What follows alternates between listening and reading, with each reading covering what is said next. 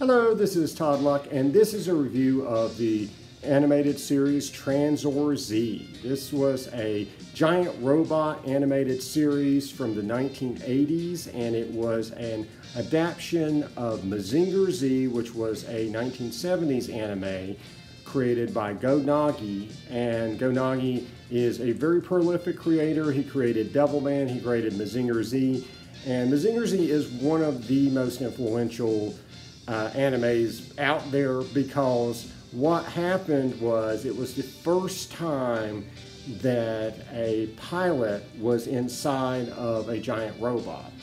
So basically the idea came from Go Nagi being in a traffic jam, and he was like looking around and thinking like, gee, I bet these people would rather be driving giant robots.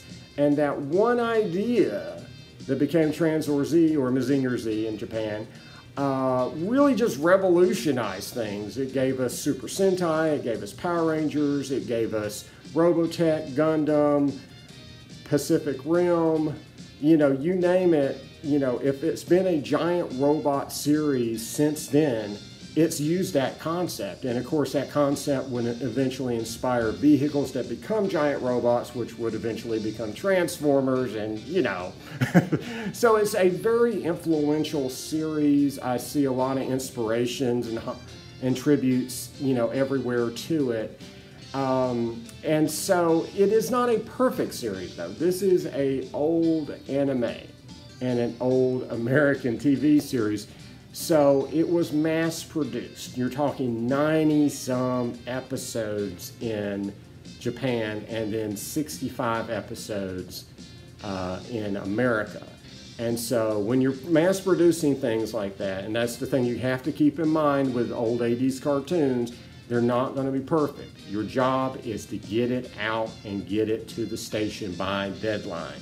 If it's crude animation, if it's awkward writing, who cares? You just got to get it done. And that's unfortunately part of what made Mazinger Z. It's crude on both sides of the ocean. There is awkward writing. There's animation that's basically like just get the scene done. Doesn't matter how silly it looks. But there are times when it looks beautiful, when it is very exciting. The thing that Mazinger Z and Tranzor Z excels at, the thing that the whole series and every episode revolves around, is the fight.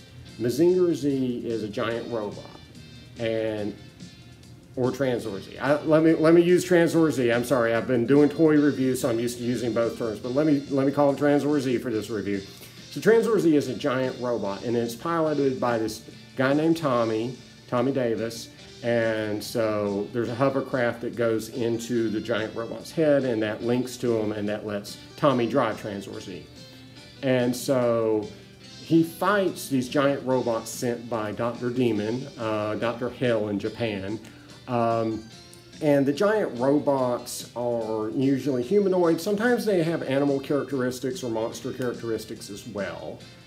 But the thing that makes it very, very interesting, that I don't see a whole lot in some of the more recent works of giant robots, is that Tranzor Z is tricked out. And that's what makes every fight so interesting.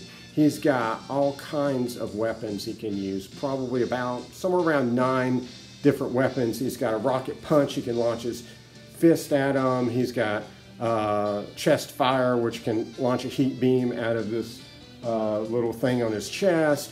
He can breathe atomic hurricane, which is this wind that's so radioactive or toxic that it literally disintegrates metal, or some metal sometimes. Depends on the robot he's fighting. He's got, he can fire his fingers as missiles. He's got a missile in his stomach. He's got iron cutters that can come out of his fists. He's got wings that he could use to slice them. And of course, if all that fails, he can go in there and just beat the crap out of them and rip them apart, which is exciting when that happens too. So you never know how a fight scene is going to go, and you never know how it's going to end, and it makes it really exciting because the robots that he's fighting are also tricked out. They have heat beams and magnetism and sonic attacks and missiles, and they can fly and they can dig in the ground, and you know, just all kinds of crazy stuff. And so it's just this, you know, counterpoint between all these different weapons that are on Tranzor Z and the enemy robots. And it's just really interesting. It's really intense. It's really personal. And I really like it. There's an excitement in those fight scenes I just don't get when I watch a lot of the more modern stuff with giant robots. And you know, if there's anything to learn from that old series, is how to construct a really good fight scene. And again, the episodes really evolve around that. They really evolve around the menace. It's not about like Tommy's life. It's not about, you know, his aspirations outside of wanting to defend the humanity from Dr. Demon. And that being said, kind of the Achilles heel, though, of the show is, well, the animation can be crude, but again, at times it's really great, too. It really gets the job done. You know, I mean, if you think about how much they had to produce in a season, it's pretty impressive the way it came out. But there are certainly, you know, animes that are much prettier to look at and much more polished. But the Achilles heel is really kind of the writing. And the characters aren't very engaging. There's Tommy, and then there's his girlfriend Jessica. And Jessica gets her own robot, or actually has her own robot before Tommy even has his. And she actually teaches him to drive Tranzor Z because he's completely clueless, because, you know, giant robots are kind of hard to control anyway. So, but she has Aphrodite A. And then there's Bobo, who is their completely stupid idiot friend, who's there for comedy relief, along with a couple of his, you know, equally stupid friends. But Bobo actually does provide some pretty good comedy relief, in my opinion, once he gets his own robot. For absolutely ridiculous reasons, he has a robot made out of junk called the Bobo-Bot. And normally giant robot humor isn't that great to me, because it's usually like one gag and it's just repeated over and over again.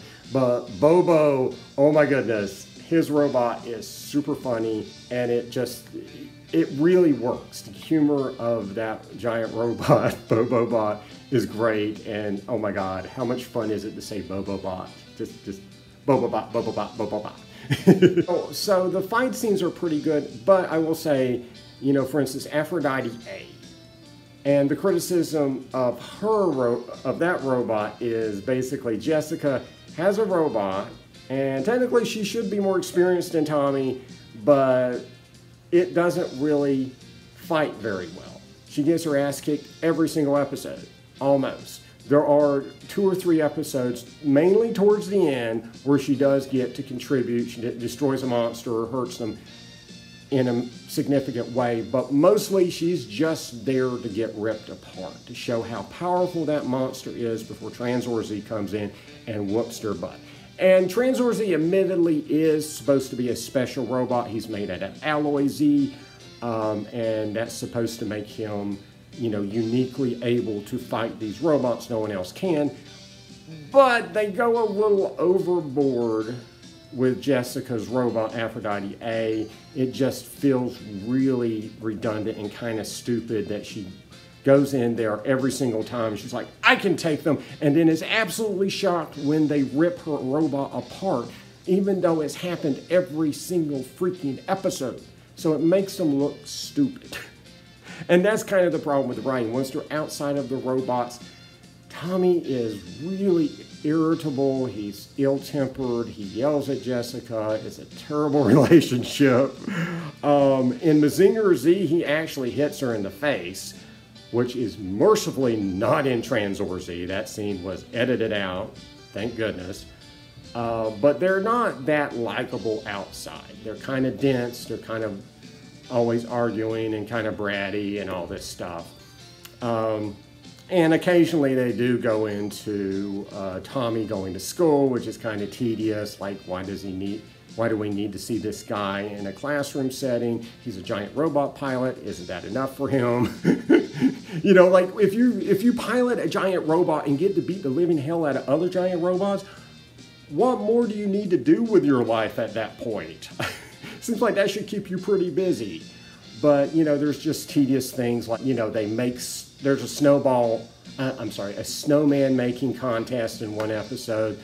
There's an episode that really reminds me of Power Rangers where they have a science fair and Deviline, who's Dr. Demon's lieutenant, gets this growing ray and uses it on a toy robot in the science fair and makes it grow and fight Tranzor Z, which I'm sort of wondering if might have been some of the inspiration behind Sentai, because that is a very that feels like a Sentai episode.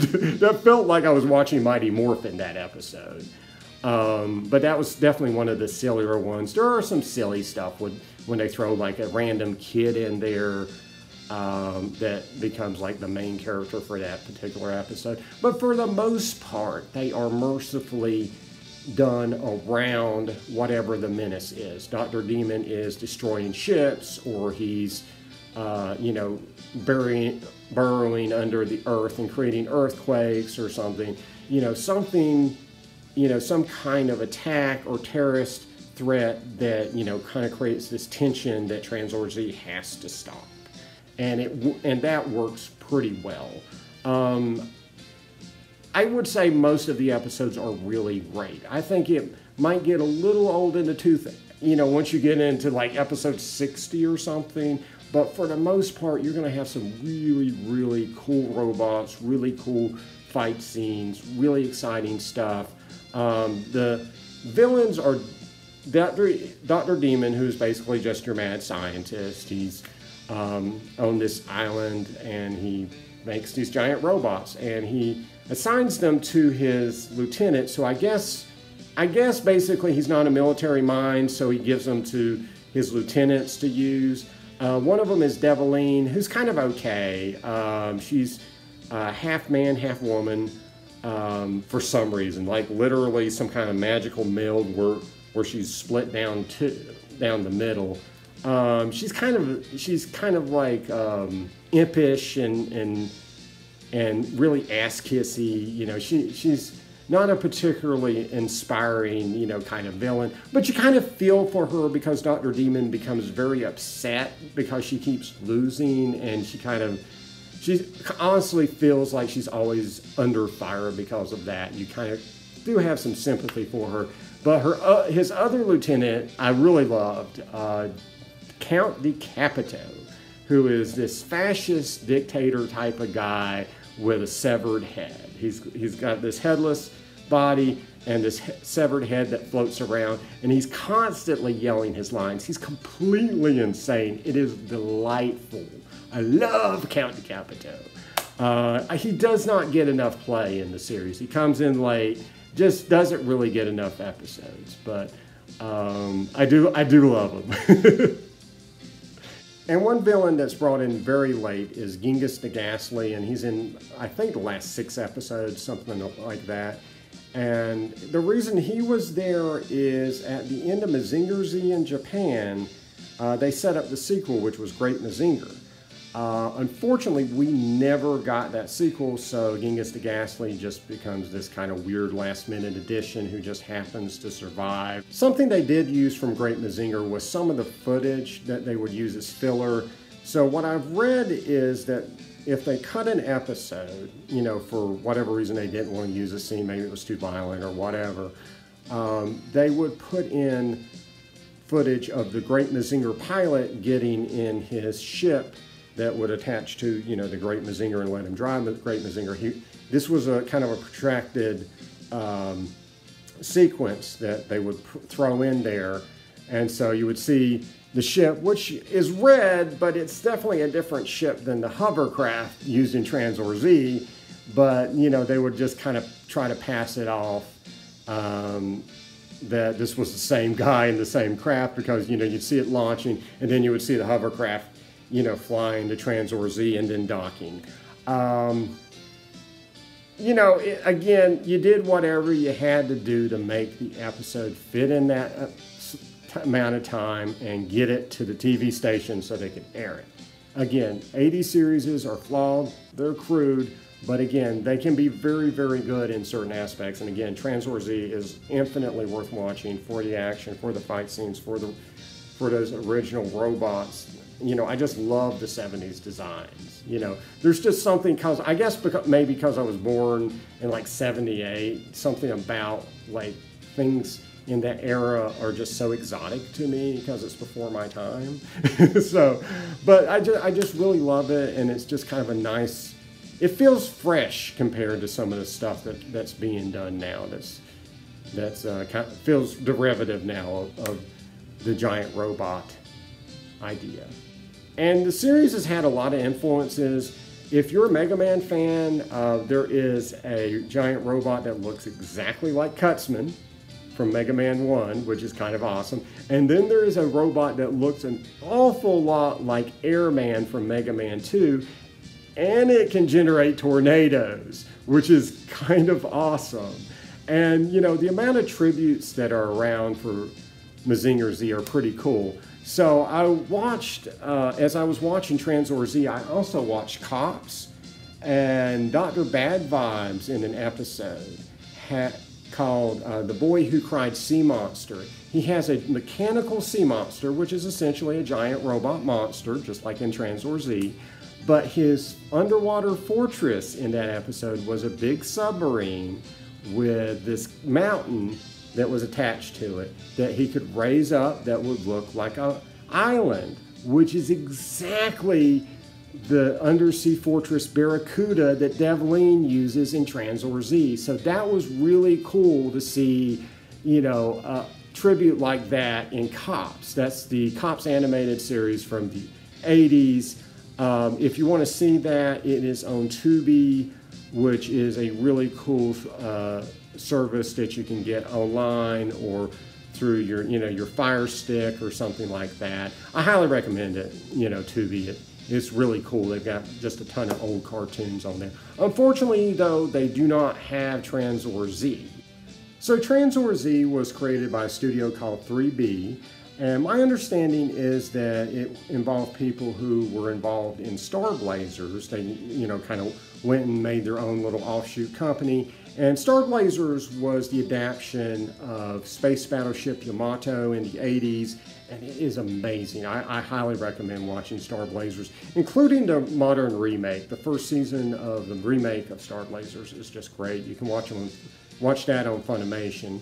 But anyway, so 3B was a fledgling upstart studio, and I don't know if things went wrong behind the scenes, but a lot of things that other studios were doing, they didn't get to do. There was no Tranzor Z figures and merchandise that I can find. There were a few videotapes made of some of the episodes, but that was about it.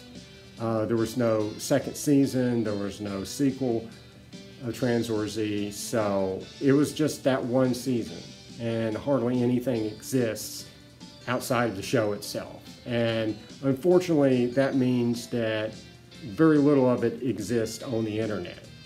You'll find Tranzor Z mentioned in some Mazinger Z entries, usually in a very condescending way. There is a website devoted to Tranzor Z, like one fan page, but it's an Angel Fire page, so that probably tells you how old that is. But it's just not something that you can go out and buy or watch legally, unfortunately. There's no DVD, there's no streaming service, there's no way to buy it digitally. And if there was, oh my God, I would. You know, I absolutely would spend the money on that, which I did, because thankfully, you know, when something like that happens, fans step in, and this is a fan-made DVD or DVD set. It's actually about 11 DVDs, I think it is, in here, of the series. This is all 65 episodes. Obviously, it is recorded. Some of them are recorded off of the tapes, it looks like. The actual original tapes that the stations played. Some of them are probably recorded off of the direct broadcast. You know, someone had a VCR at their home and, you know, recorded the episode. So they are far from perfect, but this is the absolute best you're going to get of Tranzor Z. This is not very easy to find. I got this on eBay, and truthfully, the seller was a very peculiar acting individual, and normally I wouldn't buy something from someone who acts weird like he did, but this was literally the only way to get this. And honestly, you know, I'll just say if you get in a situation like that, just remember that there are people out there who are wired differently than you are. You know, there are people on the spectrum, there are people with diagnosed disorders, and they're going to act in ways that might be unusual to you, but you just have to kind of look at, you know, what they're selling. You know, is it legitimate? You know, I knew this was the cover for this DVD set because I'd seen it at conventions. And, you know, is there any kind of motivation that they would have to like scam you or anything like that? And I just couldn't think of anything. It was just like too weird. You know, it would be just too weird for this guy to have a picture of this super obscure DVD set and like be trying to scam people with it. You know, it just didn't make any sense. So I was just like, you know what? It's just $40, or I think it was like $30 or $40.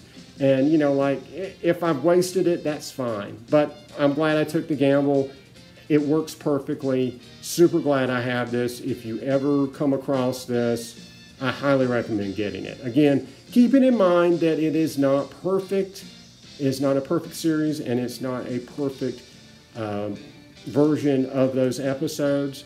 But it is a part of history, and a part of history I am super, super glad to finally own. And one thing I did want to quickly address while I'm at it is Aphrodite A. In the series, the robot is based on a female body, and so what would be the breasts actually launch off as missiles. You know, it's a very Japanese show. It has a very Japanese sense of humor.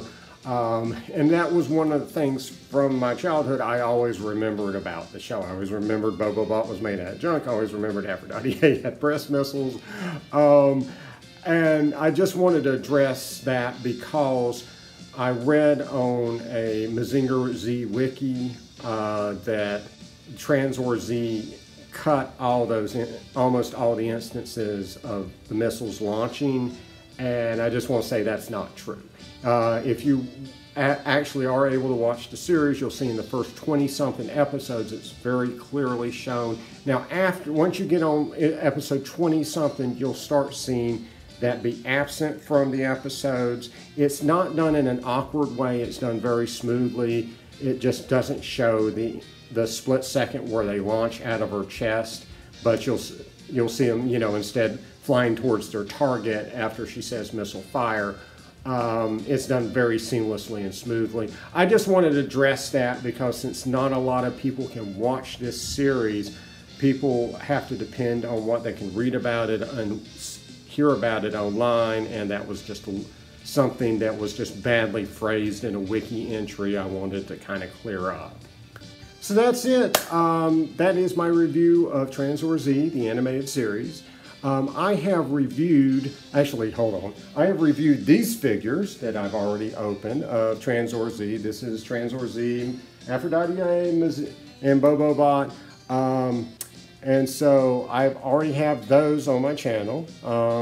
And I will be reviewing these in the coming weeks. I'll be opening some of these. These are Shogun Warrior reaction figures of Mazinger Z, or Tranzor Z, depending on, you know, what you want to call them. but I'll be, you know, taking a look at these and reviewing some of them in the coming weeks. So like and subscribe for more videos, and until next time, may all your hovercrafts link and all your missiles launch. See ya.